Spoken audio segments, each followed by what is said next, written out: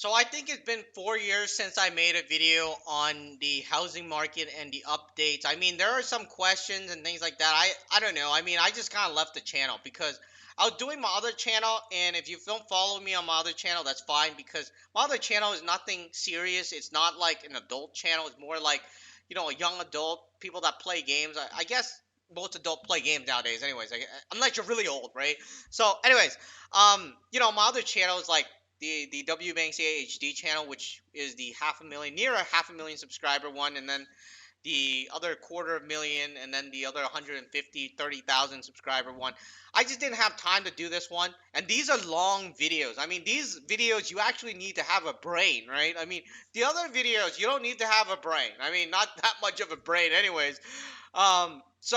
These videos are slightly harder, and I just didn't feel like making them, even though I did a lot of studying. I mean, because of those channels, right?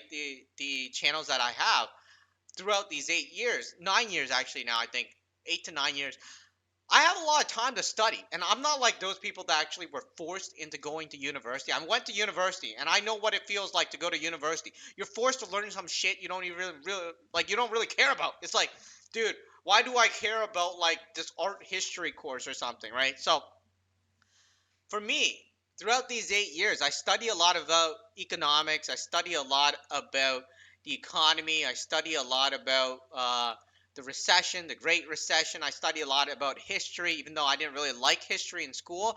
But this is a different type of history. This history, we're talking about money here. I mean, if you don't even know this stuff, you're screwed, right? How are you going to get rich? So, anyways, I did a lot of studying, and I made a video on 1989's housing bubble in Toronto, and that one got like about 7,000 views. Not a lot, but at least it's getting out there. And I have another one that was talking about how this foreign Chinese student was able to secure a loan for $10,000 down payment, and then I think something went south. I think the builder or something didn't build a house, and then what happened was that now they're suing. She is suing the BC government. So, anyways, how she was able to get a loan is beyond me from our bank. I mean, you'd think that, hey, you'd have to be a Canadian citizen or born here or something to be able to borrow from the bank. Why is she able to borrow money from me, right? Because the bank don't have money. It's because uh, you know you have money that they are able to borrow. But anyways, well, not anymore. I mean, that is generally what it's supposed to be like, right? It's supposed to be like, because people have saving, other people are able to borrow, but that's not how it works nowadays. Anywho, so in 2016, I was pretty pissed at the housing market. I was like, I can't get a house. Like, it went from like 4,000, I mean, $400,000 for a cheap broken house in Toronto to like what, 800,000 or like 700,000. I don't know. I mean, I was pretty pissed. So, anywho, at the end, I still bought it, but not in Toronto. So I was like, forget it. I left. I was like, forget it. Uh, because I'm not gonna spend $1 million to buy a house. But some of my friends bought it, and I'm gonna talk a bit more about it. Since then, right? When I bought my house, they tightened the rules. So people weren't able to get mortgages that easily anymore. They had a stress test, they had all these things. Now, this year, 2020, like I think this is like 3 years later, they're easing. They're making it easier for people to get into the housing market again, the mortgage rule. And I personally think the only reason they would do that is they feel there is a problem with the market. I don't know what problem, but I think there is a problem. And I think they feel there's a problem because if there's no problem, why are you going to make it easier to, why are you going to make it easier to allow people to borrow the mortgages? Especially if you look at the thing now, right? They're talking about supply being low. So I don't know. All right. So, anyways, I feel there's a problem with it, and I've been studying a lot about economics throughout my years. I was saying that I have a lot of channels, and that gave me a lot of time to do the study for economics. And the last recession was in 2008. The recession before that, the big burst, was the dot-com bubble, and I was like freaking 10 years old back then. So get that. Um, so anyways, I didn't even know that much about it back then, and even in 2008 I was in school. I didn't really know, but I will tell you what I experienced in 2008. So everybody was freaked out and shit like that, and rightfully so. But what happened was that the Chinese, right? Not the Chinese, actually, people in Hong Kong. I don't really know that many people in China. So, anyways, people in Hong Kong that had companies, right? They had to sell their real estate, sell because they have a lot of investment in Toronto. They speak a lot of Cantonese in Toronto and Vancouver, so they had to sell the stuff in Toronto and take the money back to support their company, right? Because they don't want, like, they have like 500 workers. They don't want not being able to feed them or the company going under. I think the exact same thing is going to happen when the economy heads south, right? The Chinese, right? And I don't just mean Hong Kong now. I mean like freaking, the big geographic area, right, of China, because there's a lot of people that speak Mandarin in Toronto now, and I don't speak Mandarin. So, anyways, what happened is that they are going to start pulling capital out. And you can tell from the coronavirus, lockdown cities, and then you have the trade war with China. I mean, China's not buddies with Canada anymore. I mean, Canada's pretty much ticked them off after the arrest of that Huawei woman, whatever her name is. I don't really know her name. But anyways, so I think that will happen when the economy heads south, and it's been almost 12 years. Usually recessions happen around 6 to 8 years, right? So it's been 12 years. They pushed it off to 12 years, and I think it's coming. And most of my friends, right? I don't know if they're smart, but all I know is that they lost money in stocks and they quit.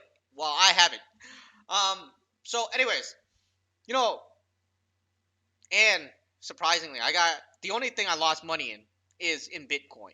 And I don't mean, actually, I didn't lose any money. The thing is, I don't know where to begin, but in 2011, I got into looking at Bitcoin. The problem is that you can't buy it in Canada back then. So I want to send money to my friend in the US to buy. And then you have to go through all these loops and stuff. In the end, he refused to buy. And then years later, right? I was like, dude, if you bought it back then, I could have shared some with you. Now you're like, what, living on the streets or something? Shit, man. So, anyways, that was the biggest. I think I lost. Well, I didn't lose anything. It's just that didn't have access to the market. So, anyways, that's the only thing I've ever lost anything in. But going back, so my friends, right? They borrowed 5,000 and above in mortgages. They don't even have money for it. All right, and they all think that the more they borrow, the better. Because why? They think that the government is going to do the exact same thing as Japan and the US, which is the inflate currency. But I think they're missing the point, right? I think the people, when the market goes down, I think what will happen is they will have to file for bankruptcy first, because in order for a recession to kick in, right? People have to be fired. And if you miss a month of payment in the for your mortgage, you're pretty much done for, right? And they have $5,000 in mortgage. They make 3,000, and after taxes 2,000. After paying the car loans and stuff like that, they have 2,000 for food, for electricity, for water. I mean, at the end of the day, you only have like $1,000 left or 1,500. I don't even know how these guys are borrowing $5,000 and above. It's crazy. I mean, I get they have a wife and all, but still, you might get fired and you might not be able to make the mortgage, and then what will happen, right? They will have to file for bankruptcy. So, anyways, I think that will happen before the inflation, or before they do QE or whatever to prop up the market, and then they also think that the bail-in, right? This is something I have to mention that you have to worry about is the bail-in. Uh, the bail-in is that the banks will take anything. If you have a total of over $100,000, they're gonna take anything above 100,000. And what happens there is they are going to buy stocks with that. Apparently, if you have it in the bank, read the bail-in regime. I made a video on it, but I just don't recall it because I know that's what's gonna happen. So I think these two things will happen before the inflation. The inflation might take a while before it kicks in, or the QE, anyways, as they call it. So they're completely stupid. Why would the government, prop up the real estate with QE, or I don't even know what they're going to call it now, before something happens? I mean, sure, it might, but I don't know. I just don't think so. So, anyways, I think my friends and them, which is around 30 and younger, so millennials and younger, I think they're gonna have to file for bankruptcy, and then after the bankruptcy, right? After when the economy is really heading south, then they will do QE, or then they will print money, and then real estate will go back up again. I think real estate will always go up. It's just that the time in between, if you're able to support it or not, because my dad was the same thing. I mean, he was like he didn't really like the house he bought in 1989, right? Which was 1988, which was pretty much at the height of the bubble, right? Now you have to pay for repairs and stuff like that, and the interest rate was high too. And I didn't even mention if the interest spikes, right? As much as people like to say the world is going to negative interest rate, but what if it doesn't? What if the interest rate goes up? My friend mortgages from $1,000, or I mean $5,000, can go to $10,000. So, anyways, that's what I think will happen, and they're making it easier for people to get mortgages, which is a pretty bad idea. I mean, then you're getting more people into it at a higher price, and their mortgage has to be higher. And obviously, for people like me, which has a very low mortgage, and people that already paid it off, you're fine. You're completely fine. But those people that are millennials that have like $5,000 in mortgages, and the down payment. The funny thing is, I gotta let you know, man.